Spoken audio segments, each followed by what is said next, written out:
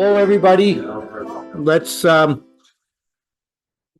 get started. My name's Mike Morrow. I'm the president of the St. John's Center of the RESC.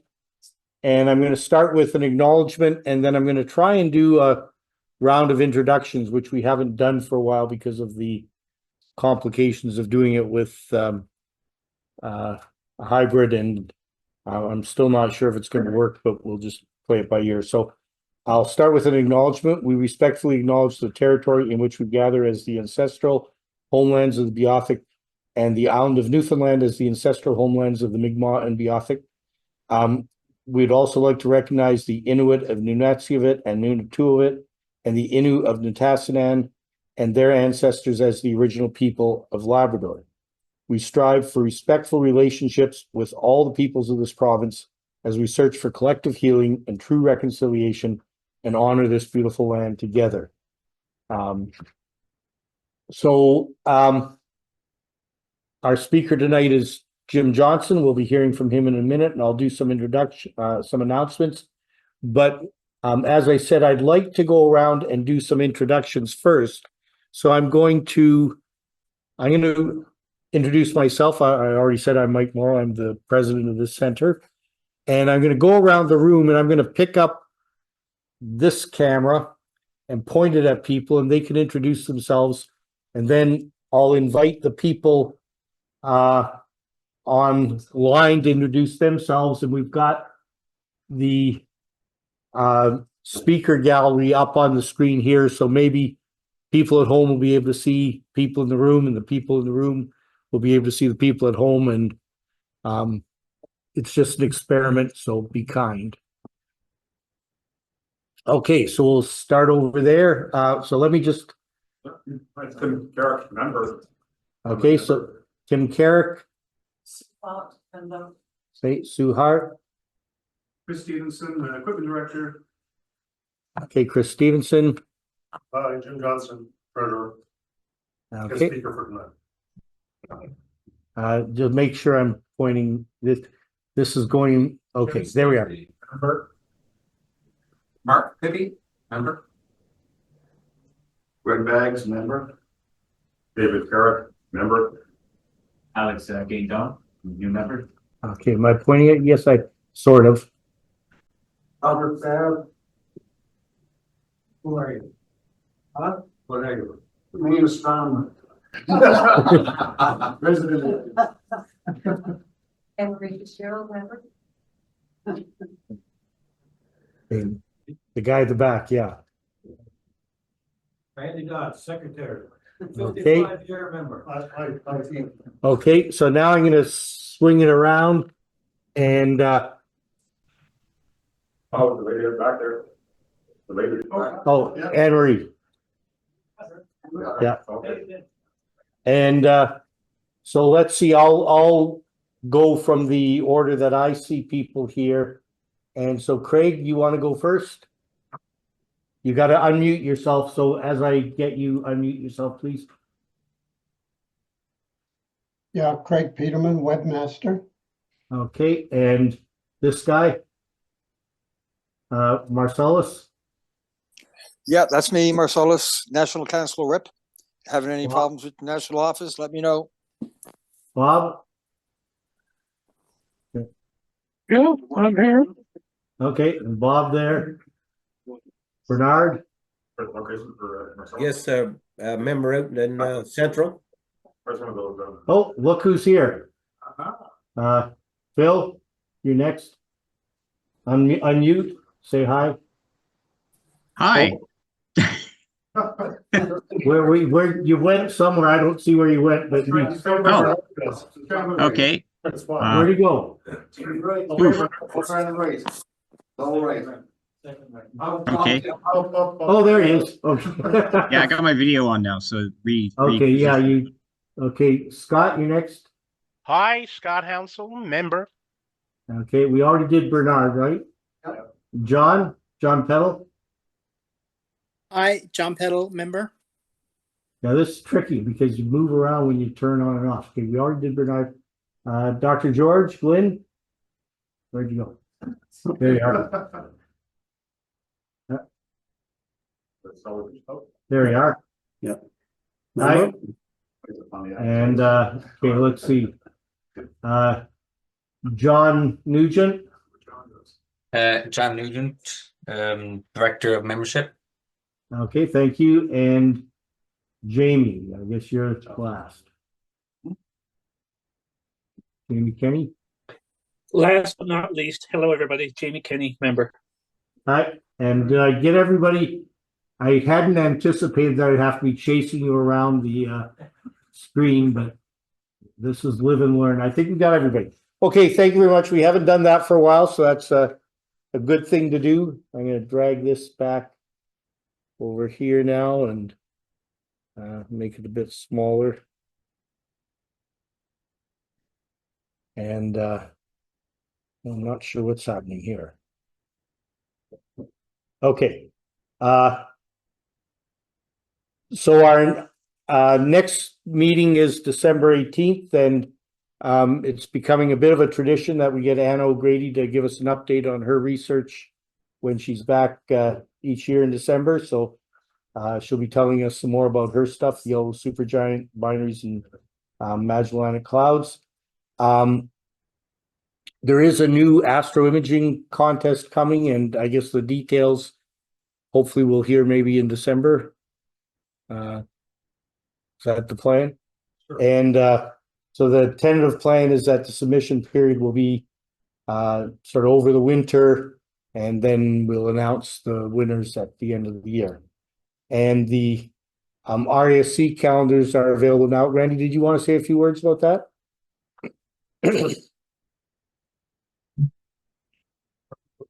Change, might ever change the dates. Pitch with the fog or announcement. Hello. I see time on something down. That's the calendar.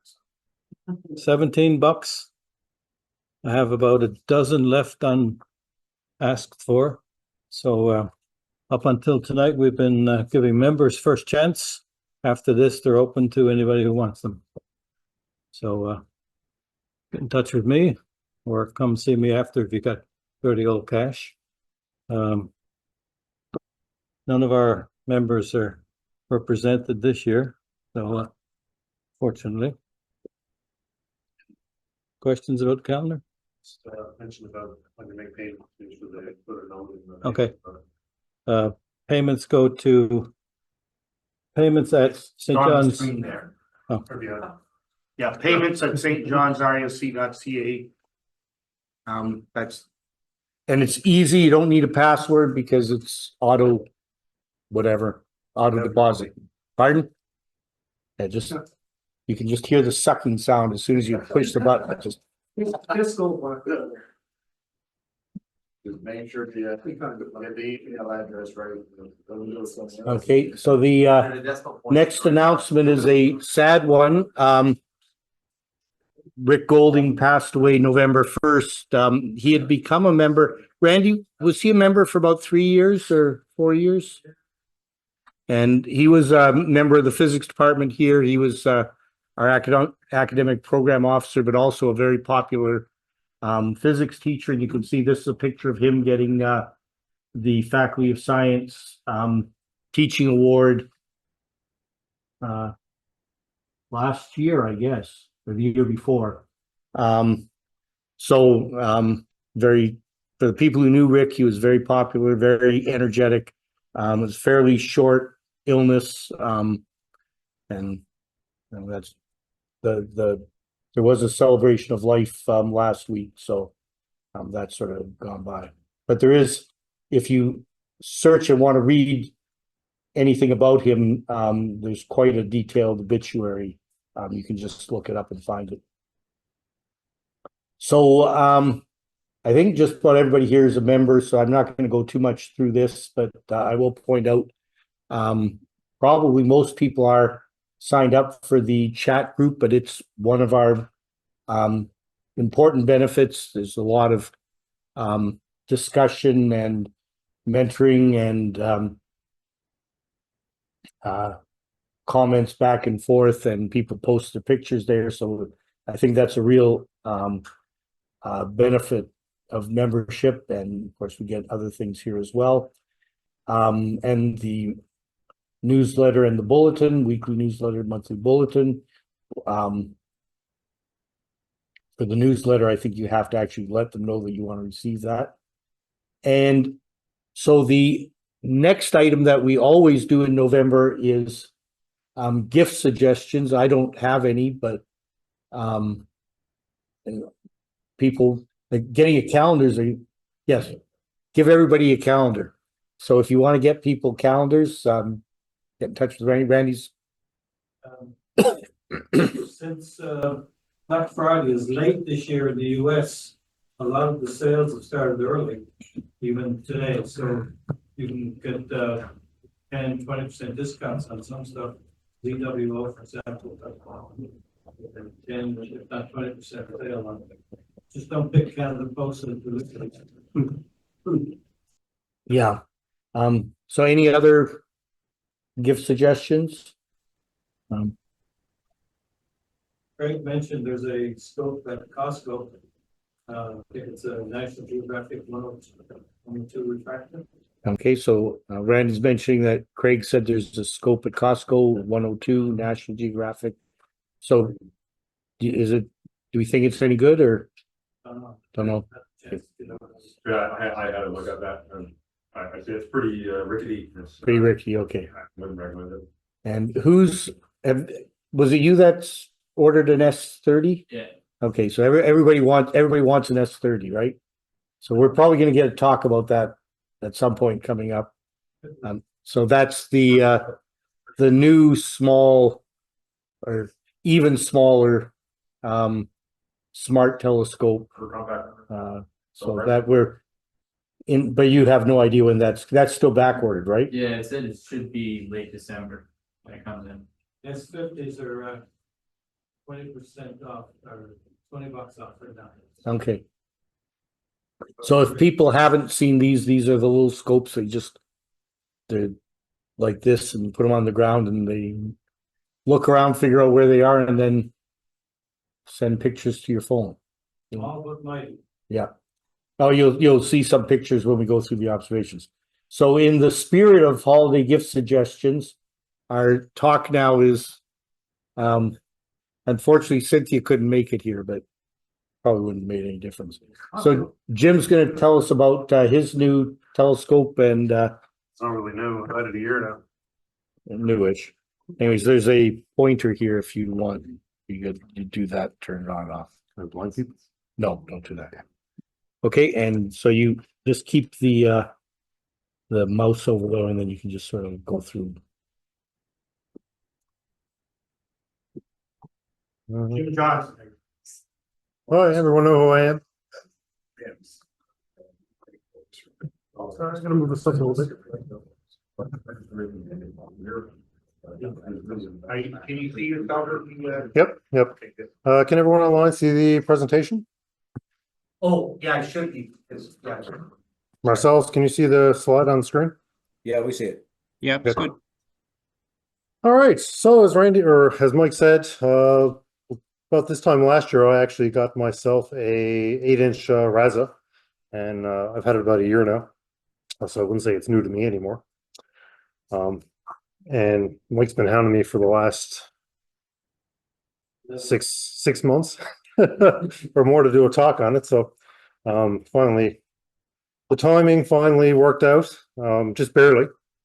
I guess most people know I work offshore, so I was supposed to come home on Wednesday, and I didn't get home until midnight on Sunday. So it was a long 3 weeks, 3 weeks and 5 days. All right, so RASA. So RASA stands for Rowe-Achermann Schmidt Astrograph. So Rowan and Ackerman are the two gentlemen that designed it. And before I start, if anyone's got any questions during, feel free to ask. I'd like to make this as informal as possible.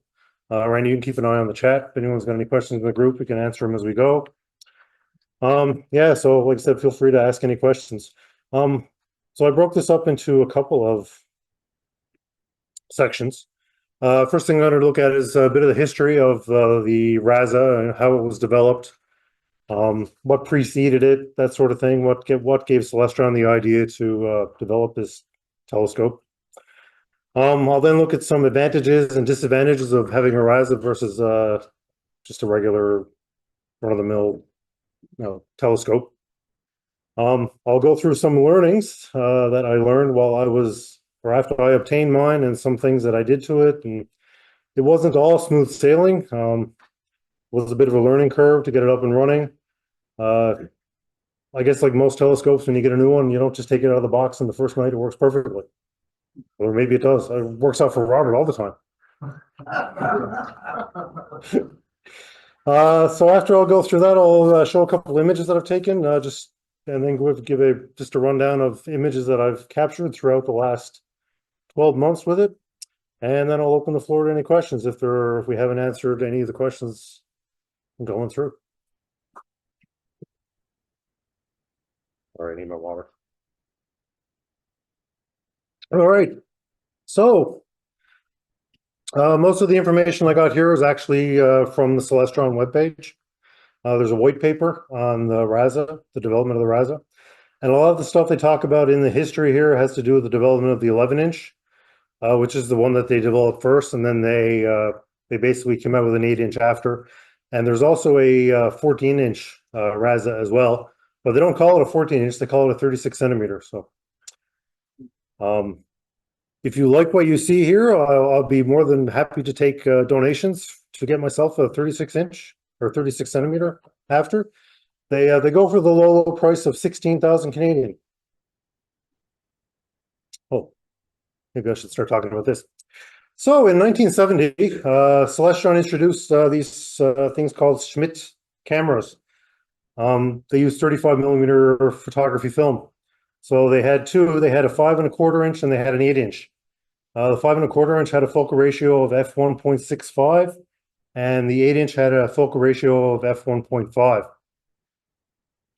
With regards to field of view, the 8-inch had a field of view of 4.5 by 6.5 degrees.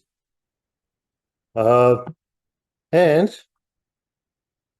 for a very short 30 minutes, you too could get a nice picture of the sky. The cameras took advantage of Celestron's ability to manufacture the tricky Schmidt corrector plates at an affordable price.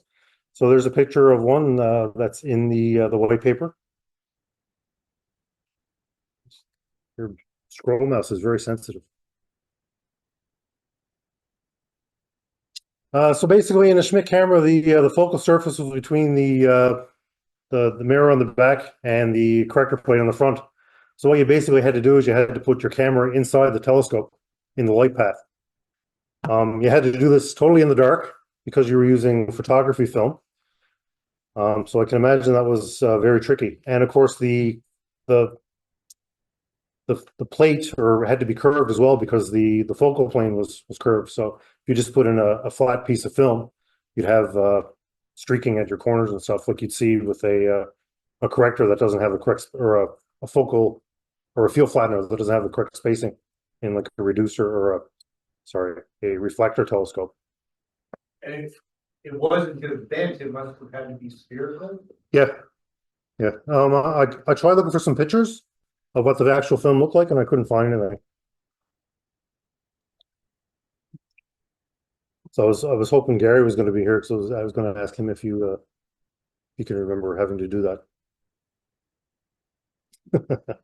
So they used a film known as a Kodak TechPan. I don't know, Chris, if you had any experience. This is predates here. Okay. Let's try this. There we go. So in the amateur world in about 1990, film gave way to smaller but more efficient CCD cameras, electronic revolution. So at that time, Celestron introduced their Fast Star camera.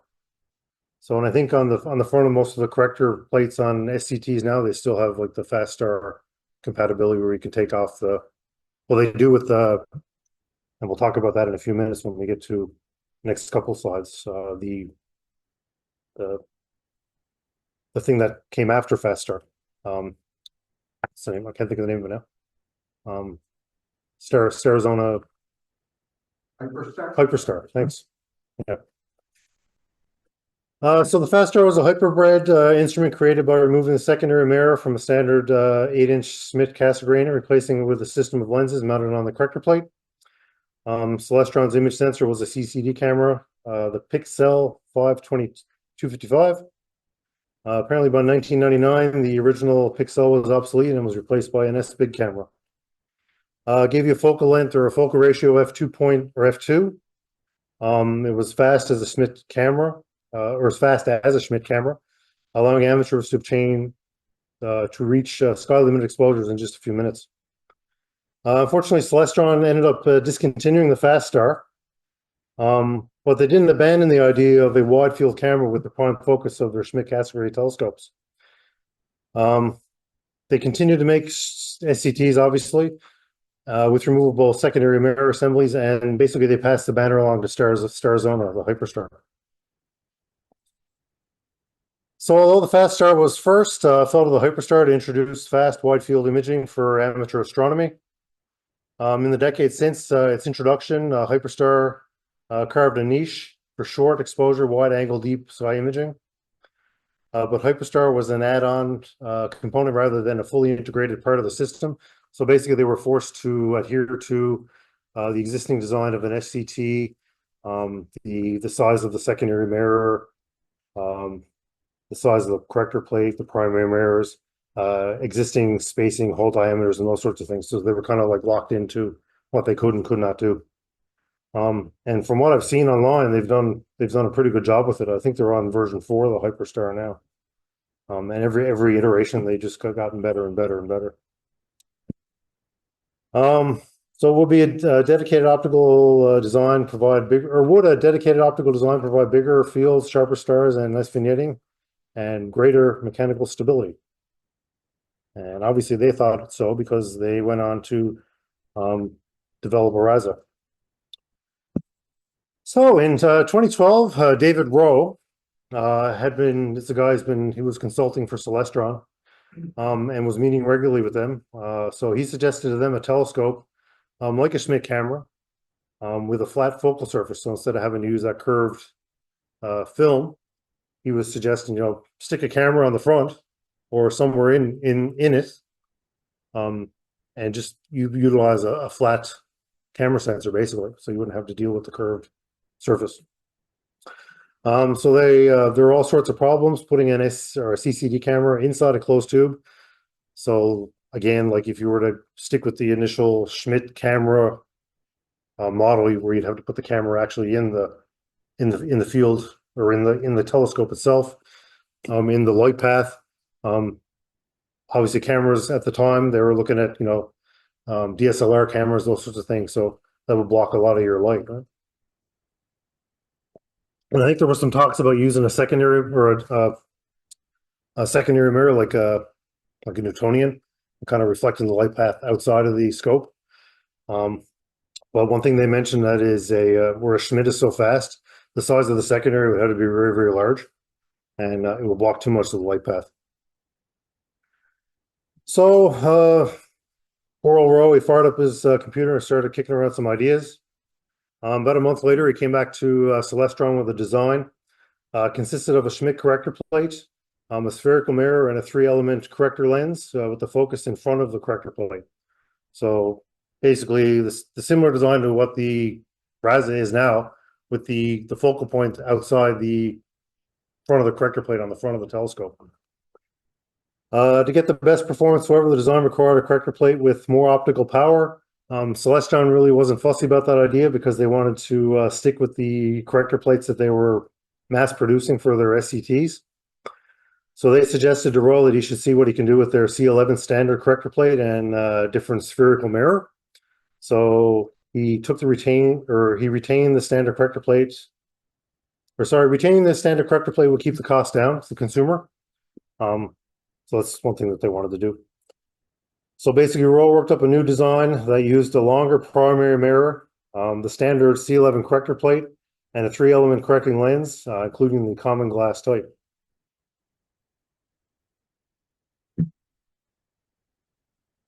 So his iteration, it did produce a well-corrected 34mm field at f2.2. So again, we're talking about the 11-inch RASA in here, with a 55mm back focus distance compatible with DSLR cameras, and that's where he left it. So he left that design with Celestron. A year later, when he went back to Celestron, lo and behold, they actually had a working prototype of a RASA, unbeknownst to him.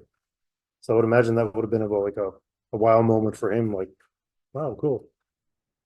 So unbeknown to Dave, Rowe-Achermann kind of looked at his design, tweaked it a little bit, made a few changes, and then Celestron took it and built a working prototype of a RASA 11-inch. So what Dave did, what Mark did, he optimized the design. He optimized it to cover a water spectral range. He changed it to look at the whole visual spectrum from 400 to 700 nanometers. He specified that the correcting lenses have a 4-element rather than a 3-element lens on the front. And he employed extra low dispersion optical glass for sharpening star images and increased the diameter of the optical elements to reduce any internal vignetting. And for a small increase in the design or in the costs, manufacturer, they achieved star images smaller than 4.5 micron RMS across a 43.3mm field. That's the chip size of the field. Right?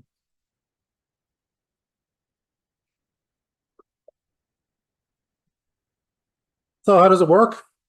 The background picture is actually the picture of the light path that the light takes through a RASA. So when a RASA is pointed at the sky, light rays are entered. They travel in parallel paths. They pass through the Schmidt corrector plate at the front, so up here. They receive a small refractive tweak, so that after they have been reflected from the spherical primary, they converge the focus to a star image on the front of the corrector plate. As the rays approach focus, they pass through the 4-element lens assembly. So that's right here. And that's actually in the corrector plate itself, like on the front of the corrector plate on the inside. Yep, Mark.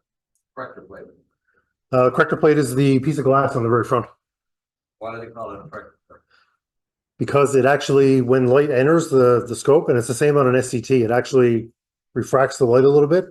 So when it hits the spherical secondary on the back, like if you didn't correct the light with just a regular, it's a parabolic sphere.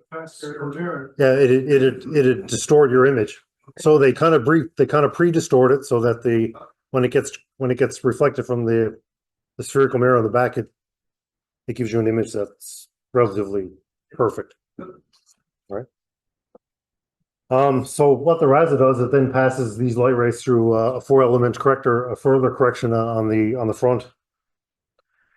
So basically, off-axis or on-axis rays are barely affected, and it's kind of funny they say that because on a RASA, most of your on-axis light rays are blocked by the camera anyway, right? So most of the light rays on a RASA are actually off-axis, and the off-axis rays are reflected slightly to form. They create clear star images.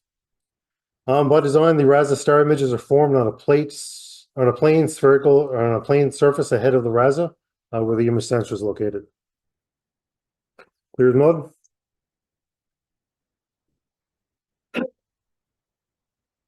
Now, there were some design challenges that they identified in the white paper. The first one that and it wasn't really a design challenge, it was more of a change in diameter, I guess. If you were to look at an 8-inch, because right now at home I have an 8-inch edge that I have on loan from a gentleman in Montreal, and I have my 8-inch RASA. Now the same diameter scope, they're both kind of SCTs, I guess, but my RASA is way longer than the edge. The edge 8-inch is only like probably about that long. My RASA is probably about that long. So that's one of the things they talked about. They required a longer, because the radius of the curve of the primary row was longer, required a longer tube. The second one that they were worried about was the corrector plate, putting all this weight. You got this 4-element corrector, you got a camera, hanging all this weight on a corrector plate. Is that going to cause problems? Right? Is it going to break?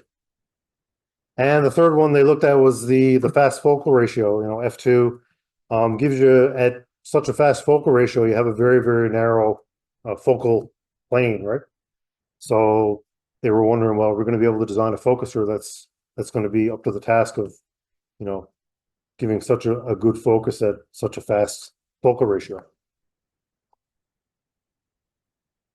That open. This picture is actually an edge scope. I couldn't find a picture. I Googled online a picture of a broken RASA corrector plate, and I couldn't find one. So I'm hoping that's a good sign. The fit in the plate, like make it, Nope, not really. So they did some testing. They ended up hanging up to 80 pounds on a corrector plate on the front of a RASA before it broke. So my imaging train on the front of my RASA consists of a ZWO ASI 2600 MC, which maybe weighs a pound, 2 pounds at the most, right? So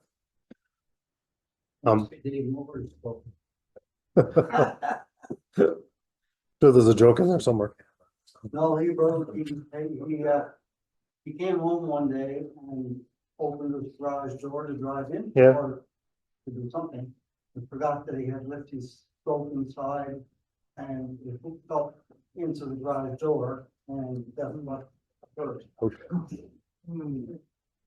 I think I saw a YouTube video one time of it was a C11 or a C14, and the guys broke the corrector plate on the front of that. Because they didn't cry. So I know that the mead, you know, like I have a 10-inch mead, and the corrector plate is about half an inch thick, whereas the slot drawing 8 inch is probably only like less than a quarter. Yeah. A long time ago, physics had a 8-inch criterion SCP. And the well-meaning students broke the corrector plate at one point and tried to replace it with a piece of plate glass. Yeah, that's not going to work. Pretty quickly how important the corrector plate is. Well, they say every corrector plate is specific to each scope too, right? And you can't even rotate that thing. Yeah. It's in a specific orientation, even if you change it. It's matched. Yeah. So I haven't had the corrector plate off my RASA. Not that brave. Not going with that. So it works. I'm not touching it. That's the third design challenge was the focuser. So they improved the primary focusing system by improving tolerances and using different materials. So the new system works on the same principle as that in the Edge HD tube, but because there was no need for a hollow Celestron baffle tube, so basically they didn't need that baffle tube where you reflect off the secondary and then back into the tube itself, because there's only one light path. It's only coming in, bouncing off the mirror, and then going to back to the corrector plate, basically. So they didn't need that baffle tube for the light to come back down through again. So that allowed them to use thicker wall tubes, which gave them more consistent tolerances. Also, the surface of the primary slaughter moves on a brass rather than an aluminum shaft, so that provides for a smoother bearing. I remember reading initially when the version 1 of the RASA came out, the 11-inch, a lot of people were complaining about the focuser. Celestron took that feedback, and in 2020 they came out with a version 2 of the 11-inch RASA that improves the design of the focuser, and they call it the ultra stable focusing system. And I think it's the same system that they use on the 8-inch and the 36 centimeter.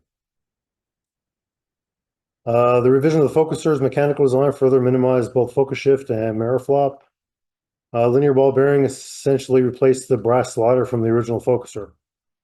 With the new focus system, the motion of the primary mirror is better constrained, and unwanted lateral motion is further minimized. So is the focuser hanging on the corrector plate then, or where do we actually put the I don't know, to be 100%, Mike. I never cracked mine open, but I know from somewhere inside? Isn't it the primary mirror that moves back and forth? Yes, Okay. yes. Oh, okay. Yeah, sorry. Is that what you meant? I misunderstood your question. The mirror brass, that Yeah. brass, aluminum brass, whatever. Actually, I've got an interesting video when I did some modifications to mine. Initially, I hadn't. Well, we'll get to that. You'll see. You'll see. You watched the videos, did you? I remember. Yeah. So, how do I go back? Backspace. So what are some advantages? As far as I'm concerned, the biggest advantage of a RASA is the speed. Yep. Why is that advantage in Newfoundland? Because we only get like 3 or 4 hours of like a night to image something, so. Yeah, so I mean, the faster a telescope can be for gathering light, the better in my opinion. The way to compare like speeds from scope to scope is to look at the, so basically you take the square of the F ratio and then you compare those two numbers. So for example, if you were to compare an F2 to an F7, so 2 squared is 4 and 7 squared is 49. So 4 is 12 and a half times, or 49 is 12 and a half times larger than 4, right? So an F2 scope would be 12 and a half times faster than F7. An F2 scope is 25 times faster than an F10. So if you're taking your Schmidt Cassegrain without a reducer on it, most of them are at F10. A RASA is going to collect light 20 times faster. So a 1 minute exposure at F10 is comparable to the 25-minute exposure on the RASA. I know it's probably not an exact science, but that's probably the best way to simplify it. I don't know, Chris, you got anything to add to that? Taking the light that's collected by the primary and squeezing it down into smaller space. No. Concentrating it more. A bigger field. Much bigger. So when they use the word fast, it's basically just analogous to how much faster a sufficient amount of light falls on the sensor to gain an image. Yes. Half the time, 1/25th the time to get the same. I think it's the light intensity. Because the light is more concentrated as opposed to spread out over the same area. That makes sense. And then, of course, aperture comes into play too, though. Right? These are the antithesis of department store cheap scopes, which loudly proclaim magnify 250 times. Here the game is to magnify as little as possible. Yeah. Everybody wants more power. That seems to be what the beginners want. They think it's better. So that's the biggest advantage I could think of with regards to a RASA. Disadvantages, there are a few. Well, before that, so just to give you an example of how fast this scope is, these are all 30-second or 60-second exposures, one subframe that I just did a small bit of processing on. I debayered them, I denoised them. I ran a couple of the PixInsight tools on them. Oh, the denoise tool, the sharpening one, and just did a histogram, nothing fancy, just a histogram stretch on them. So. Jim? Yep. I'm not really very knowledgeable on the technical side. Could you just sum up in your own, really without the technical stuff, just what's the gist of what you find the biggest advantage and the biggest disadvantage? Just, simple language for people like me who don't know the technical side. The biggest advantage is able to get beautiful images at a short period of time. All right. What about this worldwide field of view issue? Is that also part of the advantage that you can get big sky? And it depends on which one you have. The 8-inch has a focal length of 400 millimeters, which gives you a nice wide field of view. Yeah. The 11-inch has a focal length of 600 millimeters, so you're getting a little narrower. The 36 centimeter has a focal length of 800 millimeters, so it's narrower again. And then, of course, it depends on what chip you use with your camera. If you use a fairly large camera chip, you're going to get a larger field of view. If you use a smaller camera chip, you're going to get a smaller field of view. So it's really speed then? Yes. And light? Yep. Light gathering power. Yep. Disadvantages, quite a few.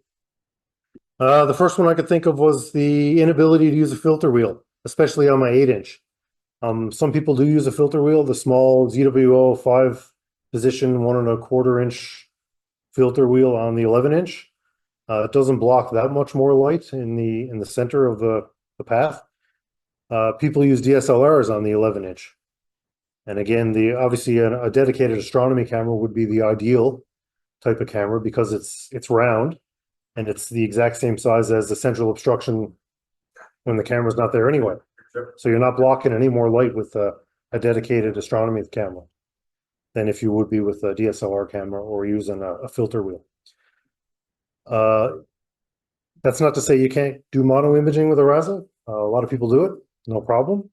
Starizona sells an adapter with a slider drawer for filters. You just have to manually change your filters all the time, which is a PETA as far as I'm concerned. If you don't know what PETA is, come ask me later. Pain in. Yeah, pain in the something. So the second one, again, I just touched on, is the camera selection. So DSLR versus dedicated astronomy. Not such a big deal when you're getting into the bigger RASAs, but with the 8-inch, they don't recommend using a DSLR camera at all. And actually, I don't even think you can use a DSLR camera with an 8-inch RASA just because of the spacing. You're going to block too much light. Like I said, with a dedicated camera, it doesn't matter on the 8-inch because it's not blocking any more light path than the central obstruction with where the corrector lenses are on the corrector itself. Huh? Robert brought up another big one a little while ago. It's strictly an astrograph. This telescope is for taking pictures only, and that's it. Can't put an eyepiece on it. Can't look through it. You can stick your head in the front, I suppose, and put your eye right at the focal plane but your head's probably blocking all the light then. So Last time I probably built a modified lens to it for. yeah, well, I got a modified lens. It's called the astronomy camera. Fiber optic cord going to it. Yeah, there you go. Yep. Last time I looked through my 12-inch, it was Christmas last year. When your light polluted out, you have to take pictures and then extract off the background oil. Yep. You won't see it. The last one I can think of is bandpass shift. So basically what that means, you require special filters if you're going to be using any type of narrowband imaging with the RASA, because it's because it's at f2. Basically what's happening is the light cone is coming in at such a steep angle through your filter that the band actually shifts. Yeah. So the part of the light that the filter is supposed to be letting through is actually shifting, so it's actually getting blocked by the filter. Yeah, right. It's the thickness of the glass changes the. Yeah, with the angle of the light cone coming in, right? Yep. You can tune narrowband filters by tipping them. Yeah. Flat ones, and when you tip them, you can tune them blueward, I think it is. Yeah. And here you have the cone represents a whole whack of tilts all at once. Yeah. It must be hard to make, something like that. And especially, like I said, you mean most of your light rays that are coming in from a RASA are coming in from off axis. Yeah. Right. Because most of the on axis stuff is going to be in block. Right? These filters can be expensive. If you were to buy a set of narrowband filters for a RASA telescope for a set, you're looking at $1,000 Canadian, 1,200. The only company I've seen make them, just in like the HA02 and S3, or HAS3 and O2, are a batter. I haven't seen any other company make the F2 narrowband filters. The one I use is the Optilong L Extreme for F2, because I use it with my one-shot color camera. So I do narrowband imaging with my one-shot color. And again, I've got a special adapter that the filter actually goes in. That's one thing I didn't put in this presentation, but they talk about the back focus on the RASA is like 20 odd millimeters. It's very, very narrow. So they make special adapters and stuff with spacings for the filters and that sort of thing. And one thing I found is, because they always say, well, if you add a filter, you got to add an extra millimeter of back spacing for your focus, because the glass changes your back spacing, right?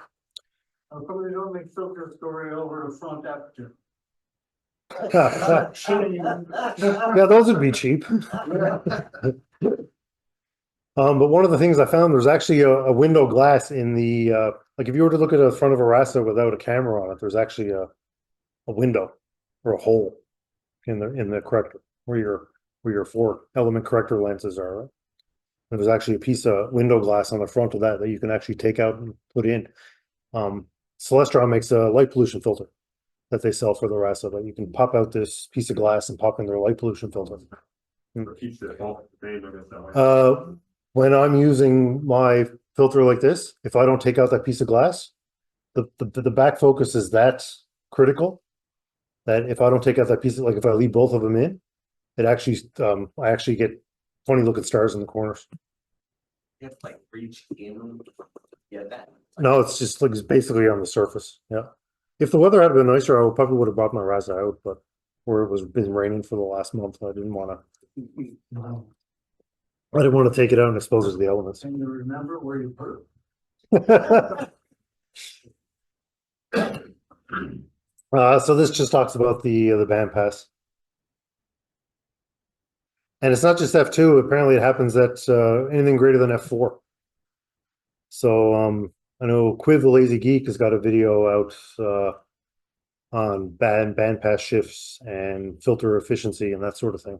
They actually did a couple of different experiments to show that this filter is not as effective at faster focal ratios and at slower focal ratios. So now we get to the interesting stuff. So these are all my personal experiences with my RASA. Your mileage may vary if you do buy one. All right. So I received my scope on November 9th, 2023. And right away, before I even put it out in the observatory, I came with a bunch of separate goodies. You know, I got my ZWO electronic focuser. I had to buy a special bracket to mount that onto the RASA itself. I got a Celestron dew shield, aluminum dew shield, and a fancy dew ring that replaces the corrector retainer ring on the front. So that's a heated thing. It's supposed to, heat your secondary or your corrector plate on the front so it doesn't dew up. That's one of the, I guess that's another disadvantage of a RASA is the same as with a Schmidt Cassegrain. They can be dew magnets. If you don't have any dew control, you're not using a dew shield or something like that, they're going to dew up with you, especially in our environment. So I was all excited, threw everything on and went out, and then the problem started. It's never easy, is it? So the first issue I had, and this was kind of my own doing because I wasn't paying attention. So the top picture is what the focuser looks like minus the rubber focus dial that goes over this brass tube. So that's your focus knob, basically. So on the bottom picture is the ZWO bracket for their focuser. So like a dummy, I just went and naturally assumed, well, I got to take off this orange ring that Celestron has on there and replace it with the ZWO one. Don't do that. Leave it on. As you can see by this picture, the diameter of the hole on the ZWO bracket is actually larger than the Celestron retaining bracket. So, and I only realized this after the fact, after I had my problems, after I took my scope back in from my observatory, after I had contacted the dealer saying there's a problem with my scope, you're going to have to take it back, it must be defective. And then when I was taking off my bracket and compared, it was like, what the heck? And then I got to thinking, maybe I'm supposed to leave this thing on.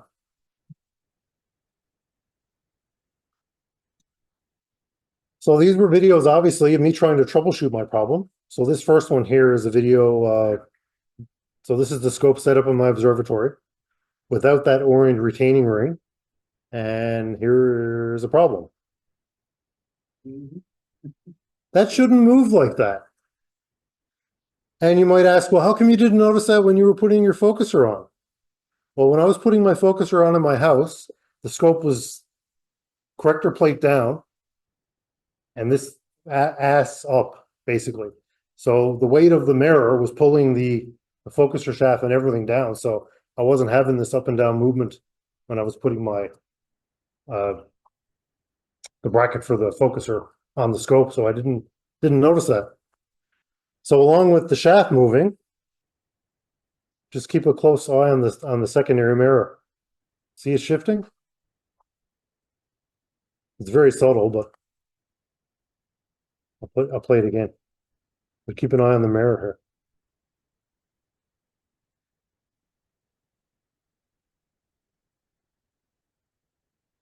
See the mirror moving?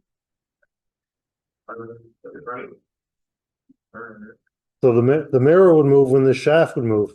So to answer a question, it's almost like it's all one unit. Another thing I noticed is that when the shaft would disengage, it didn't matter how much you turned the focus knob, the focus wouldn't change at all on the scope. Yep. Yes. Yes, Lars. Did I collimate mine? No. Came pretty good. Good enough for me. And I haven't really critiqued the collimation on it, but you can collimate them. I don't think I would want to try. Because you have to, I think you have to collimate them with the camera on. And then the collimation screws are, maybe that's another disadvantage. So long story short, if you ever get a RASA and you put a ZWO focuser on it, leave this on. Don't take it off. So once I finally figured that out, once I finally put the orange ring on and then put my bracket over top of it, screwed everything down, put the focuser back on, put it back in the observatory, set everything up again, ran an autofocus, it worked perfectly. The funny thing is, and like I said, this was probably me rushing, new toys, I got to get this. I actually watched the video on YouTube. I don't know if anyone's ever watched Astro Blender. His name is Cody. He does a lot of videos on Celestron gear. He's got some videos on the HD series, RASA, that sort of thing. One of his videos is on installing the ZWO focuser on a RASA, and he specifically states, do not take off the orange ring. I just kind of missed that part. Yep. Is that the secondary that was That was the primary mirror in the back. You want to see it again? This is the back of the telescope, right?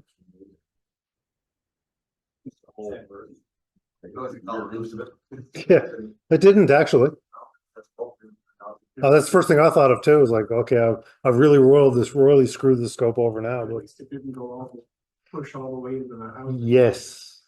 Yeah. So the second issue I was having was the apparently with regards to the Celestron Do ring. So this is a ring that goes over replaces the retention ring that holds your corrector plate on the front of your scope. So you take off the existing ring and you replace it with this one. So this one's heated for Do control. So I installed it from the start. Was initially using it at full powers because I had no way to adjust it. So when I mean full power, you basically hook it up to a like some type of Do management. It's an RCA plug. Basically, you're putting voltage into it, right? And you can vary the voltage, or you can just hook it up directly to a 12-volt supply. Like we all use 12 volts for powering our cameras, those sorts of things. So same type of plug, and just full power basically. Some of the other Do management things you can actually adjust the voltage depending on the aggressiveness you want, and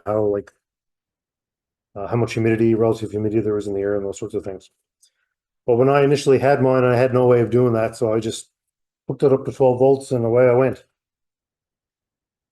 So then I was getting images like this. So these stars here in the top image are actually from the bottom one here. There are these stars over here on the side. So I was getting these spikes. So I was like, oh, that's just, normal RASA diffraction spikes. So I thought. But I was getting lots of spikes. As you can see in this picture here, there's pretty well all the bright stars have these little spikes on them. So then it got me to thinking, is this normal? So then I went to everyone's favorite Cloudy Nights, and I posted a question. I said, I'm getting these spikes in my RASA images. Is this normal? So the first couple of replies are kind of like this one. The gentleman said it was normal. What's causing it is that you're using a RASA. You know, that's just your normal from your cable routing, just normal. And you'll notice that this was on the 21st of March, in the afternoon. Not long later, I got this reply. That dew heater ring is a spike maker. So then I went to this link that the gentleman had sent, and sure enough, I was seeing all kinds of pictures that looked exactly like this. So I was like, what the heck's going on here? So then I started doing some experimenting of my own. So the image on the left is the same star field. Image on the left is with the dew heater on. Image on the right is with the dew heater off. So you can see in the bright stars here, spikes, and over here, no spikes. Actually, looks like the focus of the sector, the corrector plate may be changing because of the heat from the dew ring causing a warpage of the corrector. Yeah. So there was a couple of theories as to why this dew ring is causing this. And these were all on cloudy nights, obviously. Not experts. I guess people just doing their own experimenting. But one person noticed that when they were taking off the retaining ring on their SCT, it's not a perfect, like, and this is like the bottom retaining ring. So you got your tube, then you got this retaining ring on the top, and then your corrector plate sits in this, and then you have another ring that sandwiches in between to keep your corrector plate from falling off your scope. So the big ring that goes on the tube itself is not a perfect circle. It's actually two semicircles, and you have gaps like this here.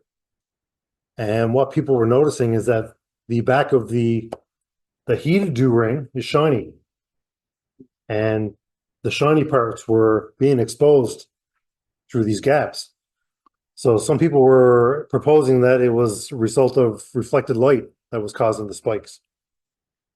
Other people, what they started doing was actually taking some black, just construction paper, and cutting out a circular ring and actually putting it on top of the dew ring to kind of block out this shiny part. And they were getting some results, improvements, but not perfect.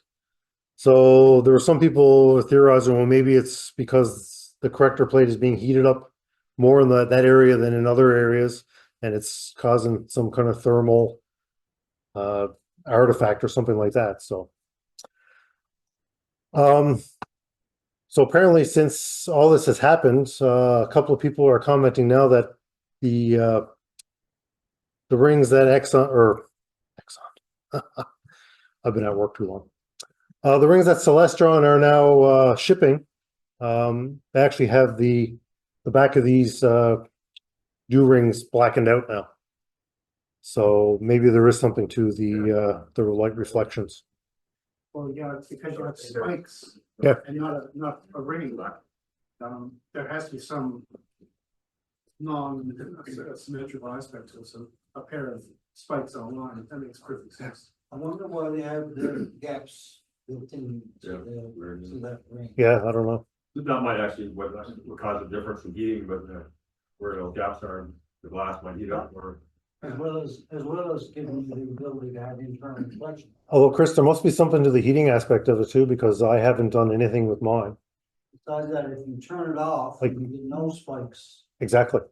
Right. And So, how can the like? Yeah. but then people who are blacking it out, the spikes are going away too, right? So maybe Yeah, that may be. could be dampening some of the heating. Yeah, that may be spreading. the heat. Yep. I also noticed in the images that the heater on the star images were a bit fuzzy, whereas the one without are sharp. That could be caused by a bit of spherical vibration being caused by the heat of the ring. Yeah, warping would cause warping of the secondary. The corrector plate would cause warping of the corrector plate before that would cause it to. Yeah. I mean, the plate correction of the corrector plate is very thin. James Lamb, I don't know if any of you follow him on YouTube. He's got a really good video that actually went through. He did some experimentation with this Celestron dew ring as well with the spikes. It'd be interesting to see if the heat was even.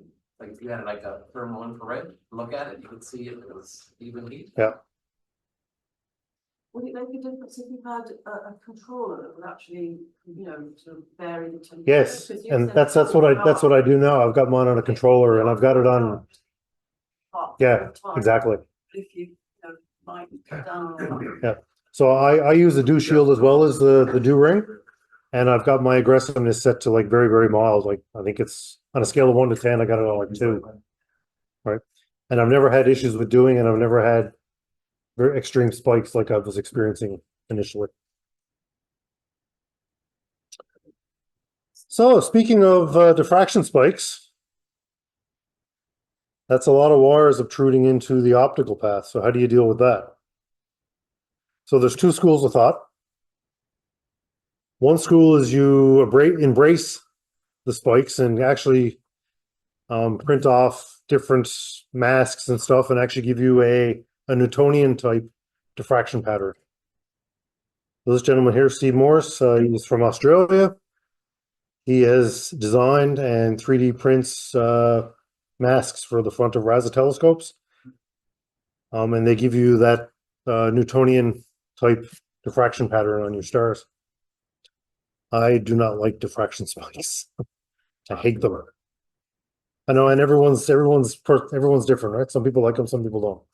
I'm of the I don't like them camp. So I defy the spikes, and I originally printed off my own, but I eventually ended up succumbing to wanting perfection. And I ended up buying a Buckeye Stargazer 3D printed cable router. So basically it's a kind of a half moon loop. It doesn't totally eliminate the spikes, but it does a very good job at taming them down. Same idea as a curved Newtonian slider. Yeah, exactly. How many cables is that? 2, power cable and a USB cable. If they could just find a way to do wireless power, which they can, induction, you could use the ZWO-ASI 2600 Air. You wouldn't even need the USB cable because it's wireless. Especially sensor device, we say that much power in here. Yeah, yeah, yeah. Then you'd be back to diffraction spikes like with the dew heater. We're over time. Oh, almost done. So over the year, I used. Okay, that's good. I'm almost done. So over the year, I ended up using 2 different cameras on the RASA. I used the ASI 183 MC Pro and the ASI 2600 MC Pro. Since this time, I actually ended up selling my 183 MC Pro, and I just exclusively use the 2600. I think it's a better camera. Well, it's newer technology. It's a more sensitive sensor. It's a larger sensor. It's a APS-C versus a 1-inch sensor. So it gives you that wider field of view, Sue. That's not to say the 183 was a bad camera with the RASA. If you look at the pixel scale, it's actually the perfect pixel scale for telescopes. They always tell you to aim around one arc second per pixel. So the 183 was doing that. The pixel scale on the 2600 is almost 2 arc seconds per pixel. So basically all I do then is I just drizzle my images in post. And the thing there, if you don't know what I'm talking about, pixel scale, if you're undersampled, your stars, they kind of look blocky as opposed to nice and round. Right? So just an example of some of the images I took over the last year. This is with the 183. So you got the Leo triplet on the left, and then in the top is M33, and in the bottom is the crescent. Again, you got part of the Veil Nebula, which is Broom. And then on the top right is the Lobster Claw and the Bubble Nebula. And then on the bottom is the Pelican Nebula. And then some more recent pictures I took with the 2600. Again, nice water field. Top right is the Andromeda Galaxy. Top left is the Rotten Fish Dark Nebula. And then at the bottom is the Fighting Dragons in Cepheus. And then ones I took just about a month or so ago is the Cocoon Nebula and the Seahorse. So just getting back to speed, and the main reason why I got a RASA in the first place. If you were to if you were to poll the room and ask everyone how the last 12 months were for doing astrophotography and stuff, was it a good year or a bad year? Probably a typical year. Well, it was a good year for, just a couple more. So the M33 and the Witch's Head. So to answer the question for myself, just with the RASA alone, I captured 55 images in the last 52 weeks. It should probably be pointed out that such a fast optical system needs dark skies. Yes. Two questions: when you process the images, how do you get such a black background? That's a topic for another discussion. It's basically the processing of the images. Yeah. Okay. Yeah. What program do you use to process your images? For stacking, I use APP, AstroPixel Processor, and then I do all my post imaging in PixInsight. Okay. Any questions? Go ahead, Brandon.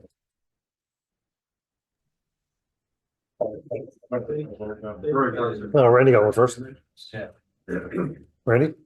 It's got a 6-inch version on the 7. Yes. Yep. It's a smart telescope. It's a 6-inch RASA with a built-in camera. It does all your processing on your tablet and everything for the low price of $6,000 Canadian.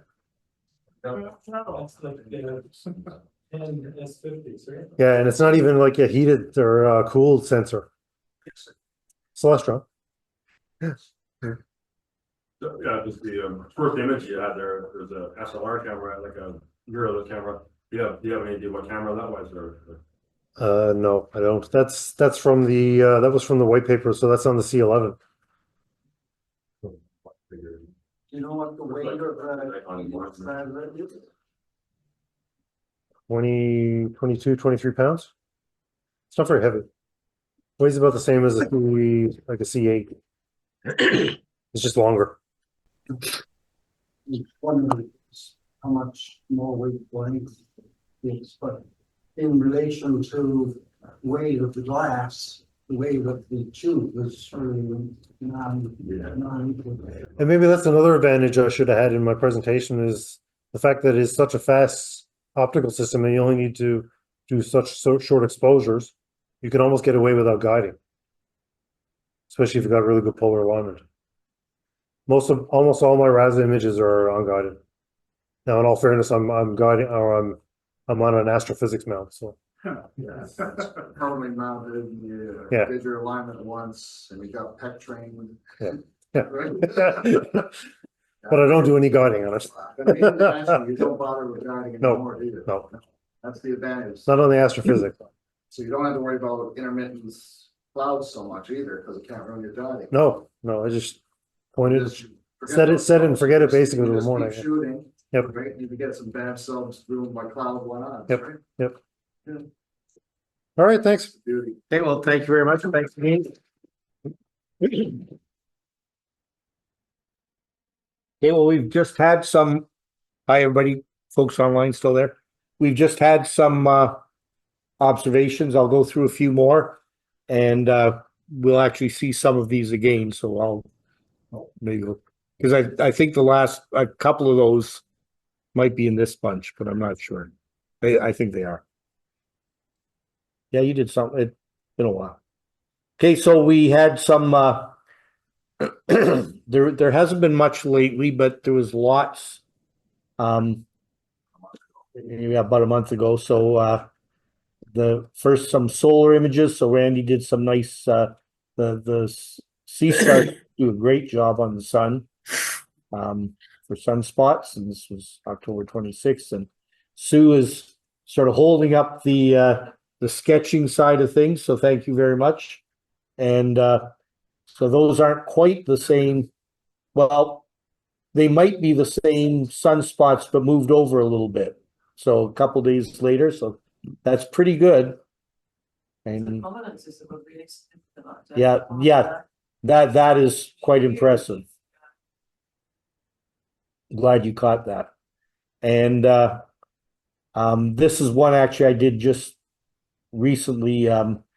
The moon and Saturn were close together, and you can if you look, there's Saturn right there. So if you blow that up, you can actually see there's little rings there. I was doing something else, but I caught that one too. I don't know why that one's in there. That should have been in the solar system object. Sorry about that. So we had sort of a comet festival. So this was just before Chris could see the comet. This was actually the night of our last meeting, right? October 16th. And so then we have a whole series. I'm going to go through them fairly quickly. But Jamie Kenny there's the comet there. So it's comet C2023A3, Susin Chen Atlas, where the two facilities that found it. So there it is. And this was probably when it was at its brightest for us. And Cynthia and I got it that night from the Marine Institute. The Petals got it from Pauline. One with Canon. Yeah, I guess they're both Canon.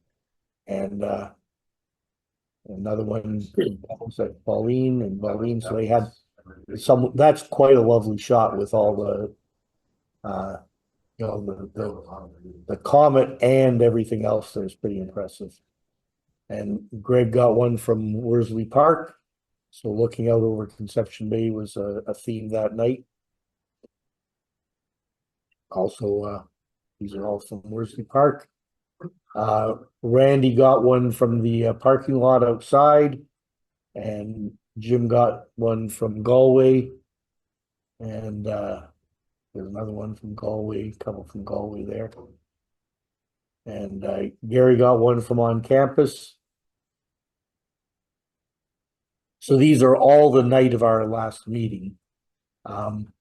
Again, from on campus. Craig got one from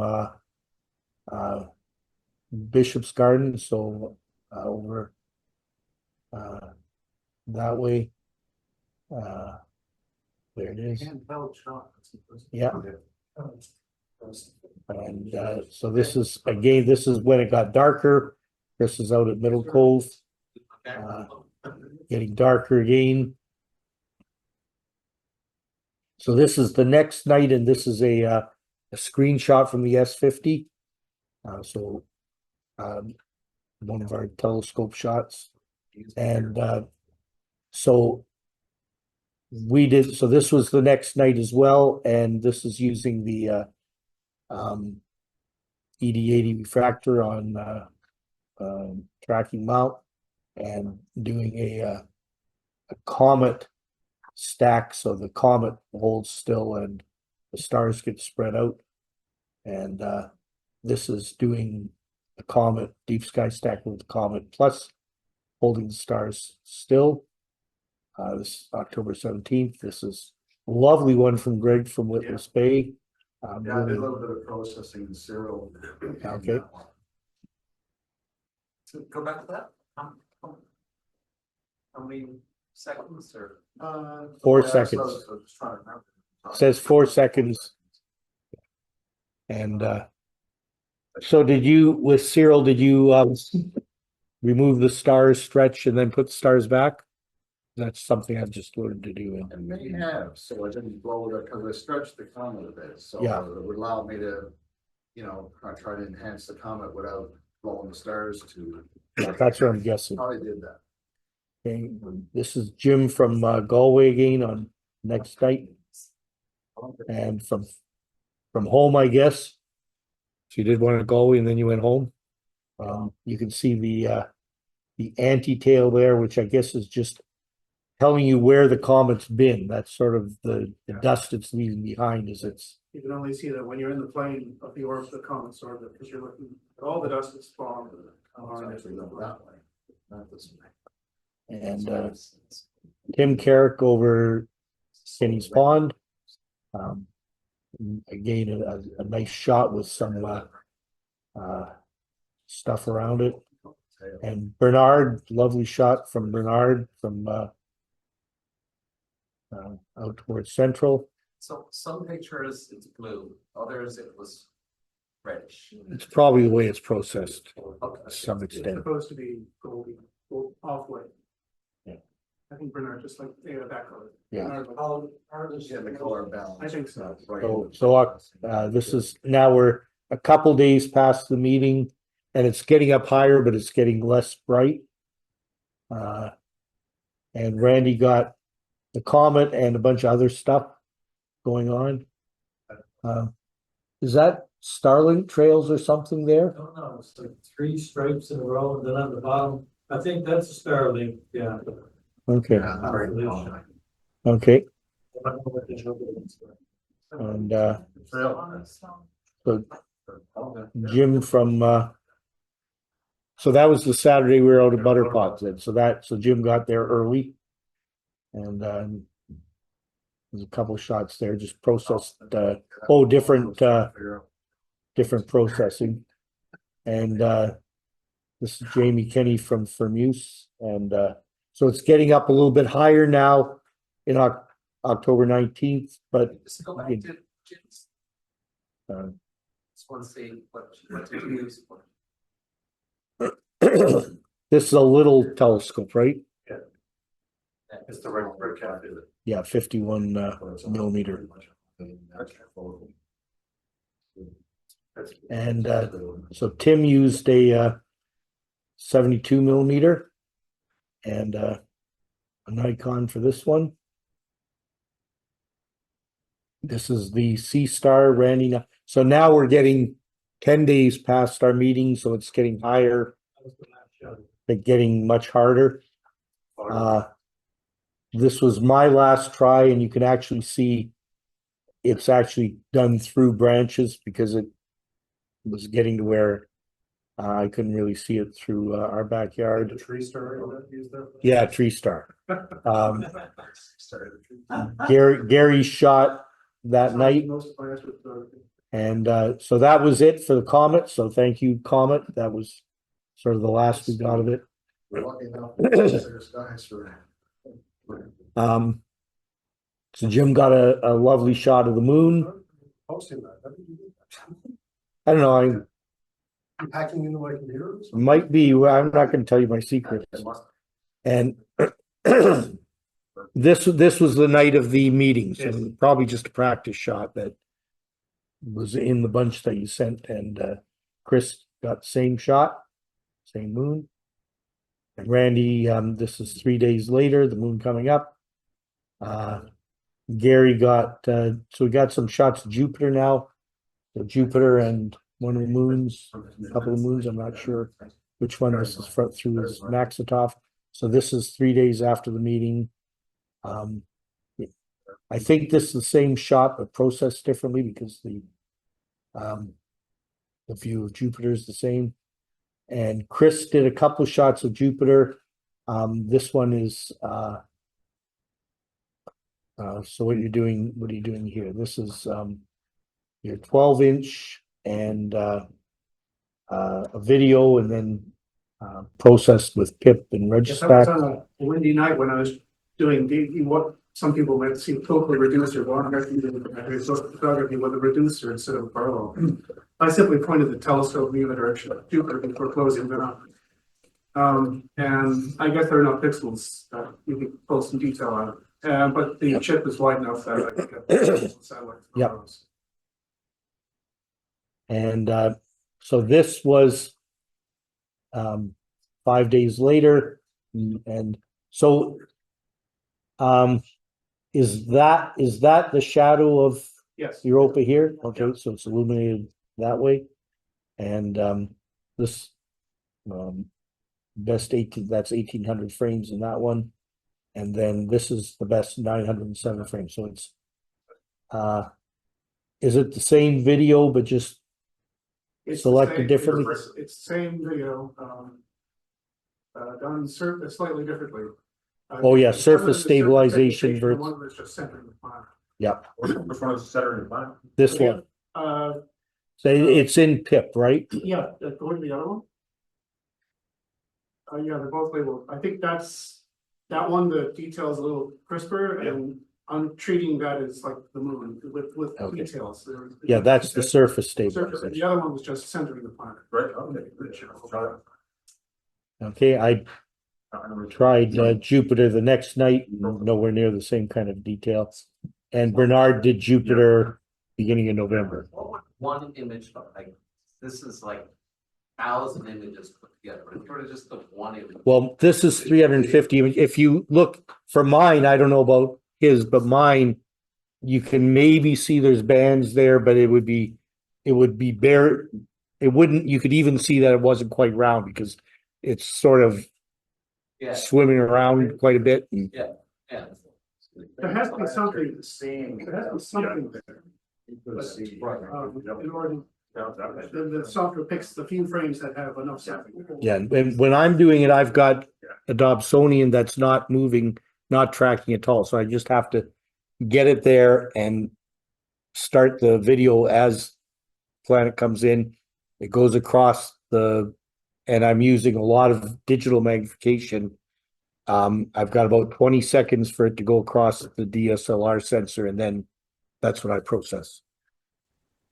Okay, you guys do the planetary, I mean, they've touched it yet years, Yeah. right? But I've been trying to read up a bit about it. I've been seeing some guys like to split the color channels. If you use a color camera and stack them separately Yeah, and bring them back together because we can get slightly different, to get improved.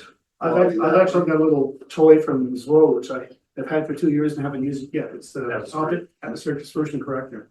Yeah, and when you're processing, for me anyways, when I'm processing these, I always have to do what's called color alignment. So you have to shift the red in one direction, the blue in the other direction, otherwise you get red edge on one side and blue edge on the other. That's a good idea. I should talk about planetary stuff. I'm going to use that corrector because in my images of Jupiter, the moons are far enough away from it that they are affected by color differently. Yeah. And if you had the color corrected at the beginning, the color might be better for everything else. Well, what I did was I took a Barlow lens out of the cell and the two elements, made the cell a bit bigger, and then just put the cell, the lens is slightly out of alignment, so then you can rotate it and it'll take out the atmosphere. Yeah, I can't use a Barlow because I'm not tracking. If I was using any more magnification than I am, then I'd never be able to You need to catch. use the table under your telescope. I can't imagine. doing Yeah. it that way. It's kind of crazy, but anyways, this is a lovely one that Bernard did. Is Bernard still here? Yep, good work there. And that's Europa, Io, and Ganymede, I guess, is giving us the shadow there. And so this is Chris gain the end, sort of the last week of October with Saturn. It's on the right somewhere. You can't see it. Yeah, okay, I see it. So Titan is right there. I can see it, but pretty tough. But here you've boosted it up, and so it's Dion. I had to look pretty hard to find this one. That's Tethys, Saturn, Enceladus, Rhea, and Titan there. That's from Chris too, and this one was the same night, I guess, just more to focus on the planet. And this was mine the night after with the Dobsonian. And so then Chris continued on to do Uranus. And so this is, I guess, the Stellarium view. So Rings, Titania, Umbriel, Ariel, and Oberon, and is that or is that not a ring? I don't know. I think it's coincidence. I don't know what kind of artifact that is, but the rings are quite big. hadn't registered. Yeah, I think that's too solid to be Yeah, the rings. that's a bucket list project. And there's, Yeah, well. that wasn't hard enough, so then Chris got Neptune and Triton. Yeah, Pluto's on a planet. and so then we go on to some meteors. We did have I guess the Taurids, and so Gary caught the Taurids and a bunch of other things, and It's that curved one that goes right around. probably a bird or something. I don't know. Okay, so we didn't have many deep sky objects, but we have a few. So I think these are Chris's. The Propeller Galaxy, and you'll see a couple images of that down in here, and M15, which is the Pegasus cluster. So the Propeller Galaxy is about 105 million light years away, and it's a starburst galaxy in that there's lots of star formation, lots of activity going on, and there's some weird stuff going on with the arms, and it's likely that there was something violent happened in its past. And so that's M15. You can see some colors in there. That's a very nice shot. And here's Chris's first try at the Propeller Galaxy, all using his 12-inch and planar 1. And then so this was the next night, and apparently in radio the arms appear to go in the other direction. I don't know what that's all about. It's also called the Superman Galaxy. Okay, I can see that. But yeah, so the S is backwards in the optical, but it's the right way around in the radio. Okay. They have X-ray vision, radio vision. Okay, the Shark Nebula, and so this is 650 light years away, and so this is from Jim, and so there's the rotten fish, but that, I assume that's the one that's the shark, and this again with the small refractor, Red Cat, Williams Optics, and the Seahorse Nebula. So this is one that you already showed, a dark nebula near Cepheus. And there it is. I'm using the RASA. And then we had, so around Cepheus, there's a lot of favorite targets. The Elephant Trunk Nebula, and I've shown this before. So it's about 2,400 light years away. And so there's a stellarium picture of it. And this is the elephant trunk, and this edge is being lit up by this star here. And we can see that in Greg's shot. So this star is lighting up this side of the nebula. So there's some gas there. So that's the elephant trunk. And Great looking stars there that go around the circle. and there, so that's couple days later, and I guess same telescope. That's nice. Yeah, lovely. And then there's always lots of action around the Cygnus region. So at this end we have the North American Nebula and the Pelican Nebula in here, and so this is one from Jim. So this also using the Williams Optics. So this is the North American Nebula. So one side is the North American Nebula and the other side is the Pelican. Is that? Left is North America. Yeah. That's now only, isn't it? I'm using the dual narrow band filter on one shot color down. It's all red. Yeah, it's fairly low 3. Okay, and the Crescent Nebula. So I tried the so the Crescent Nebula is it's about 5,000 light years away, and it's a star that's close to going supernova, and it's colliding with material that was lost by the stellar wind from this star. So a lot of material being blown off that star, colliding with material that was ejected earlier, lighting everything up. And so it doesn't look very impressive, but for me, I used not an astro-modified camera, so don't see as much red. But this was my first try using Serial because anything I did to try and stretch it so I could see the nebula, there were too many stars. And so finally I tried some tricks with GIMP, but finally I gave up and did what many other people have done. Serial can take away the stars and put them in its pocket, and then you can process the nebula and then put back as much star as you want. And so that was my first try at that, and I was happy with that. It's colored stars. And then lots of shots around the Veil Nebula, which is basically a loop. There's different parts of it have different names, but it's a supernova remnant, so a more massive star, maybe 20 solar masses that exploded and a long time ago, tens of thousands of years ago.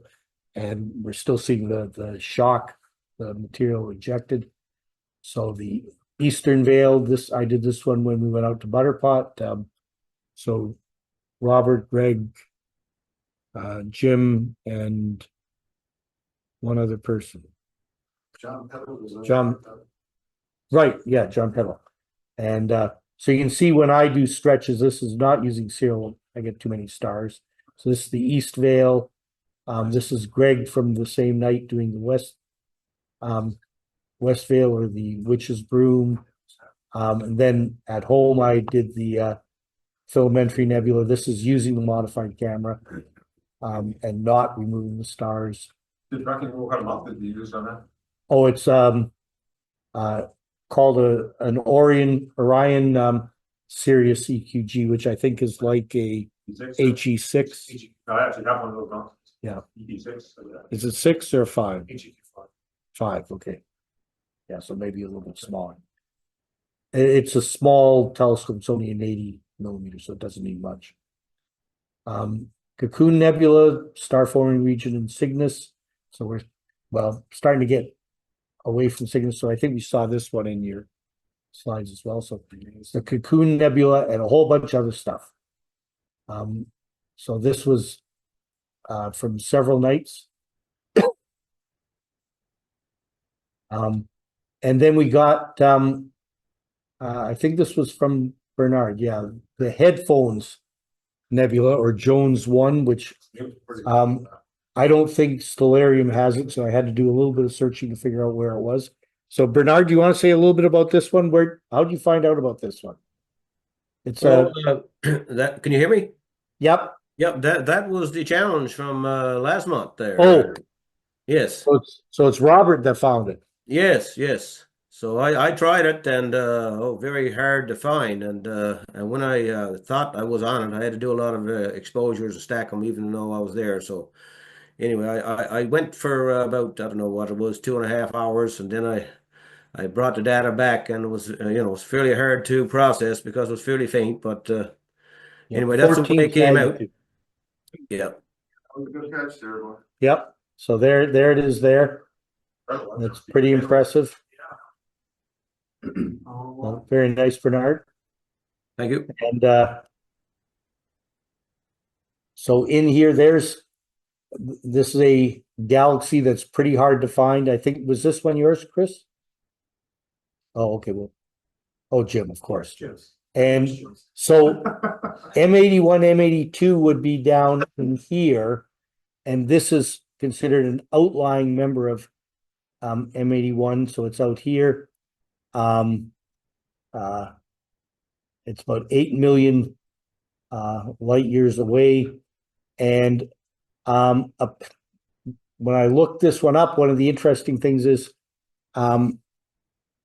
this is apparently the first galaxy beyond the local group where Hubble found Cepheid variables. So Cepheid variables, the brightness is correlated with the period they pulsate, and this goes back to Henrietta Swan Leavitt, and then she discovered that law, and then more than 100 years ago, Hubble used that, and she used Magellanic Clouds or probably.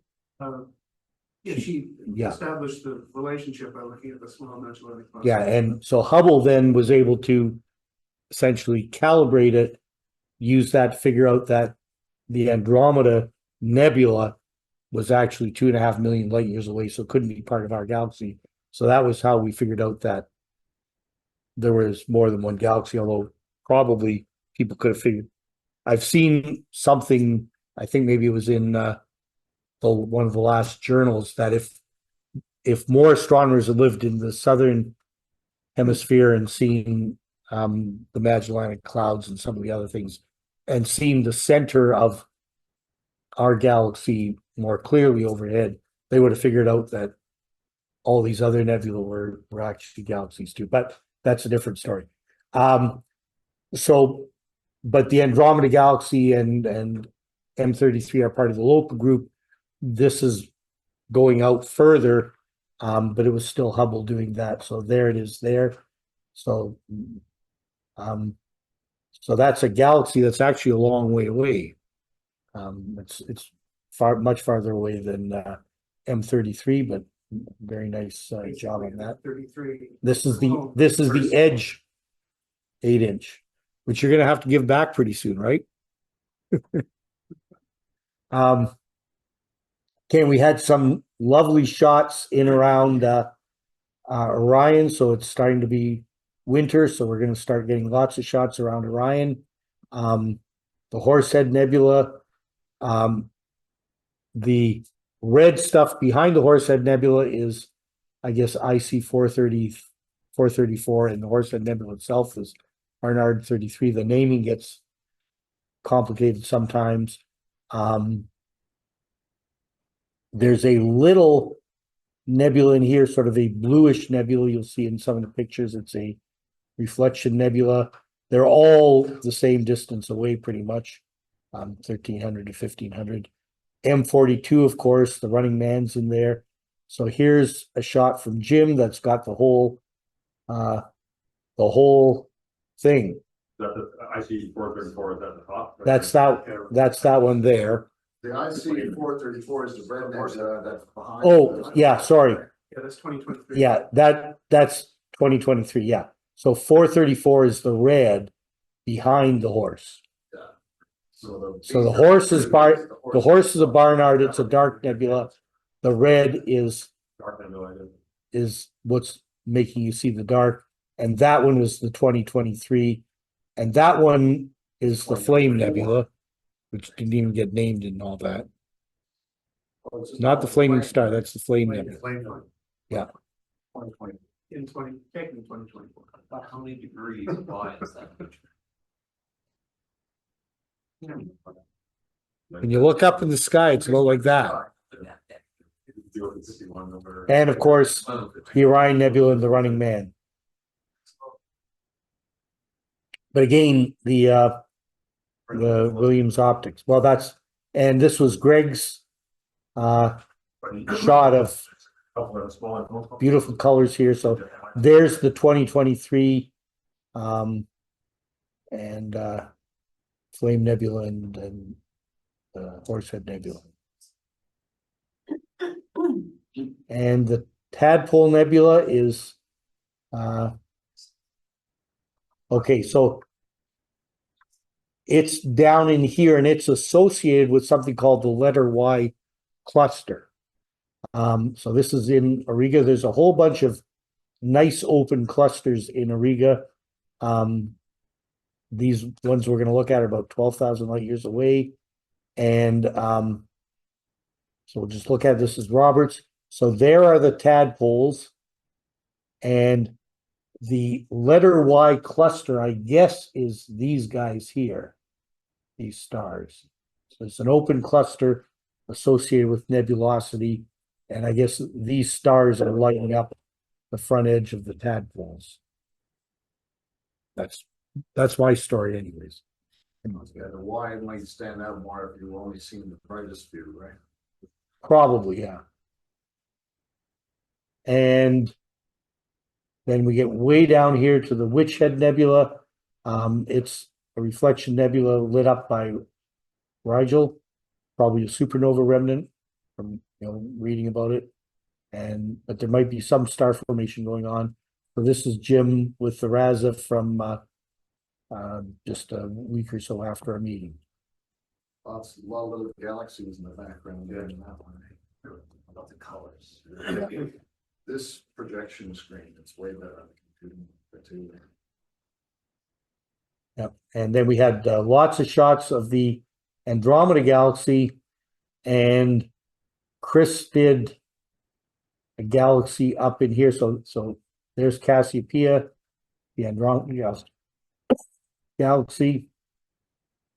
This one, so we know lots about the Andromeda galaxy. It's the first spiral identified as an external galaxy, about 2.5 million light years away. We're going to get run into by it soon. But this one is an irregular galaxy. It's very difficult to see. There's a lot of these Wolf-Rayet stars that are sort of very active, kind of a continuous state of eruption. It's pretty small. It's smaller than the Small Magellanic Cloud. So it's pretty, we'll get to that one at the end of the list, but it's pretty impressive that Chris caught it. But there's Greg's Andromeda Galaxy with which one's which? That one's 110, I think, and 110, and that's and 32. 32, okay. And there's the same thing. So are those, so that's with more data, I guess. Yeah, it's better detail in the first one, but. Okay. And then Greg focused in on M101, and so that you can see this little guy here. Small background deck galaxy, and I had to add another catalog into my planetarium with Okay. the hyperlay there or something. It's got 5 million galaxies or something in it. UGC 640 something. Yeah, UGC 304. Okay. I like the 110, you can see the dust in it. Is there any dust? Yeah, that's pretty nice.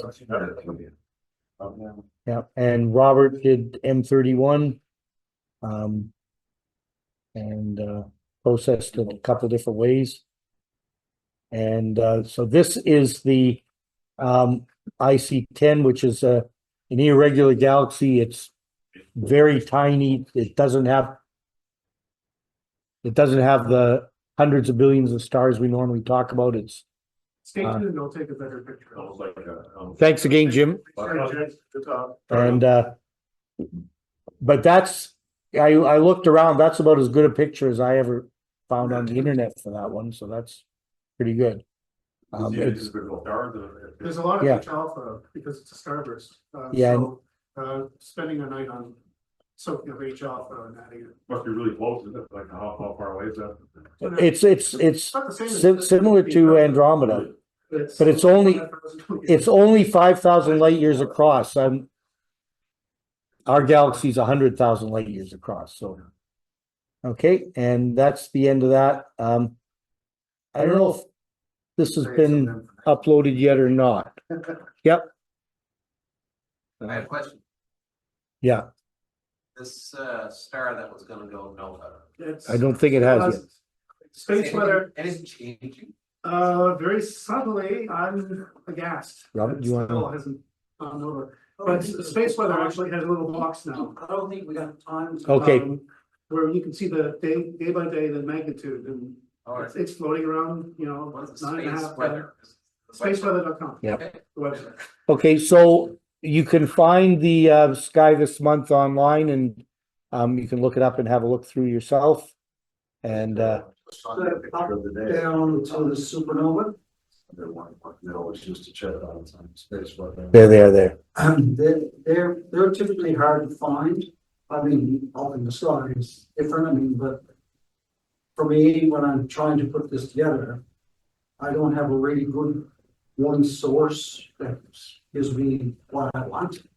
So, but I noticed that there are two that if they had pair of stars, you might be able to So image the supernova in the background of our suit, so you can Yep. pay attention to that if you're into that kind of thing.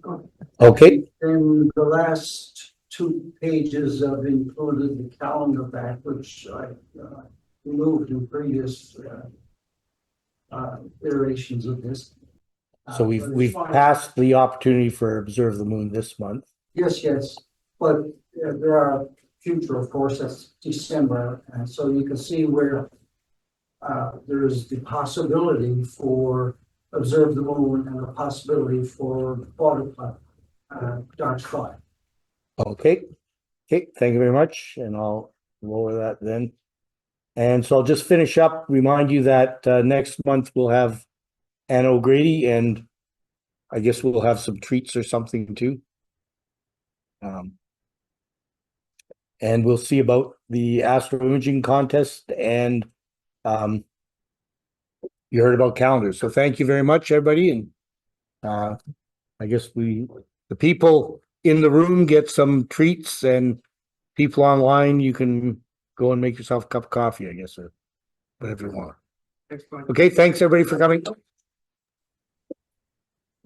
There was one comment. Oh. For the schedule of the sunspots. Appreciate it. Nope. Yes, absolutely. Oh, Yep. Sketchy, good. Okay, thanks for the comment about Sue's schedule. So I'm gonna turn off the Zoom meeting now, unless anybody wants to yell anything out before we go. Okay, well, thanks everybody for coming.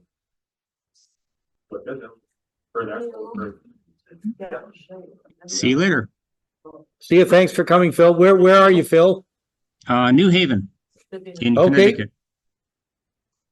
Nice weather down there. Totally dry.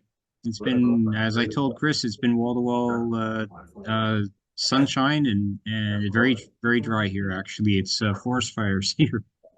And brush fires. We've had. You've heard what we've had. Mm-hmm. And we've got, the forecast is another week of this. Wow. So. Okay, well, see you later.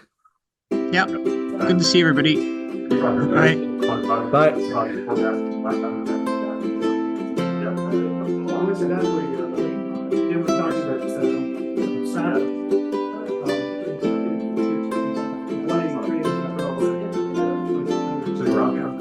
Coincidentally, in the current issue